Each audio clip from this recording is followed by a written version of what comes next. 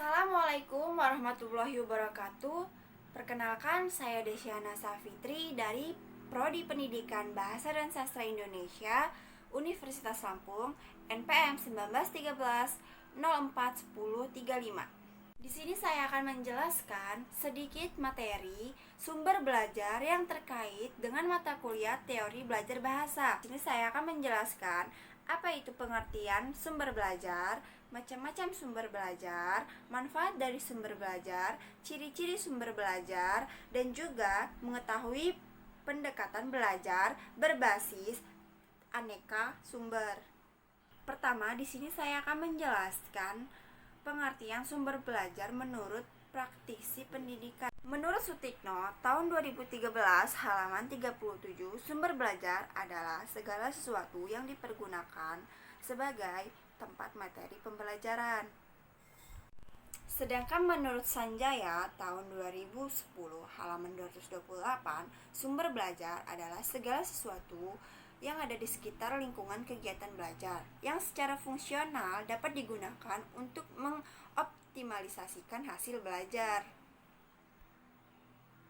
Dapat disimpulkan bahwa sumber belajar adalah seluruh atau bahan materi pembelajaran dengan tujuan untuk mempermudah dan membantu secara optimal pada peserta didik dalam rangka meningkatkan pemahaman dan hasil belajar peserta didik. Pertama, pesan atau message, yaitu informasi yang akan disampaikan melalui ide, fakta, ataupun makna dan data. Yang kedua, ada manusia, yaitu orang-orang yang bertindak, mengolah, menyimpan, ataupun menyampaikan pesan. Yang ketiga, ada bahan media software, yaitu perangkat lunak yang biasanya berisi pesan. Keempat, ada peralatan hardware atau device, yaitu perangkat keras yang digunakan untuk menyampaikan pesan yang terdapat dalam bahan. Yang kelima, ada teknik, yaitu prosedur atau langkah-langkah tertentu dalam menggunakan bahan, peralatan, lingkungan, dan orang untuk menyampaikan pesan. Dan yang terakhir ada latar atau setting, yaitu lingkungan di mana pesan itu diterima oleh pembelajar. Manfaat sumber belajar adalah untuk memfasilitasi kegiatan belajar agar menjadi lebih efektif dan lebih efisien. Oleh karena itu, secara rinci manfaat sumber belajar dapat dilihat dari 1. Dapat memberikan pengalaman belajar yang lebih konkret dan langsung. Misalnya, pergi ke pabrik-pabrik, ke pelabuhan, dan lain-lain. Yang kedua, dapat menyajikan sesuatu yang tidak mungkin diadakan, dikunjung atau dilihat secara langsung, seperti model, denah, foto, lilin, dan lain-lain. Dan yang ketiga, dapat memberikan informasi yang lebih akurat dan terbaru, seperti buku teks, buku bacaan, majalah, dan lain-lain. Yang keempat, dapat memberikan motivasi positif, lebih-lebih bila diatur dan direncanakan secara tepat. 1.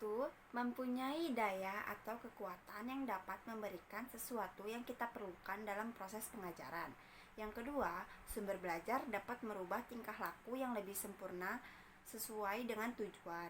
Yang ketiga, sumber belajar dapat dipergunakan secara sendiri-sendiri terpisah, tetapi juga dapat dipergunakan secara kombinasi ataupun gabungan. Yang terakhir, dari ciri sumber belajar ada yang sumber belajar yang dirancang dan ada sumber belajar yang tidak dirancang. Materi yang terakhir mengenai pendekatan belajar berbasis aneka sumber atau bisa juga disebut dengan bebas. Bebas mencakup berbagai cara dan sarana. Dalam pendekatan ini, siswa dapat belajar dengan berbagai cara, mulai dari bantuan sampai belajar secara mandiri, menurut Brown dan Smith tahun 1996.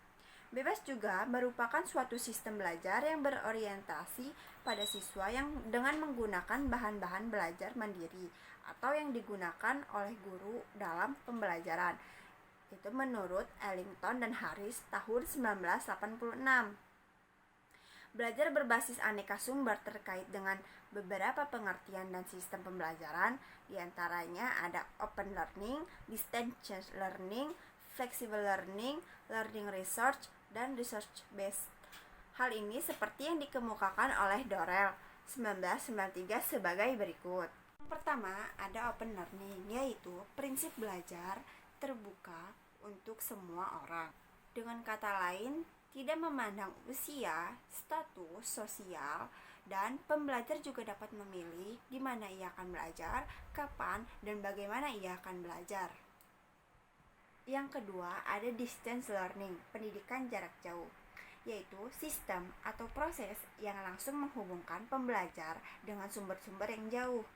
Yang ketiga, ada flexible learning, yaitu jenis belajar yang dapat digunakan menggunakan berbagai sumber dalam semua bentuk. Belajar fleksibel dapat dipakai untuk segala pola yang menggunakan sumber belajar.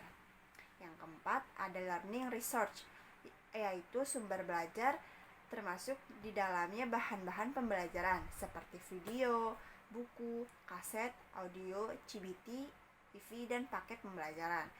Dan yang terakhir ada research based learning, yaitu belajar berbasis aneka sumber atau bebas. Suatu sistem belajar yang berorientasi pada siswa yang menggunakan aneka sumber dalam proses pembelajarannya.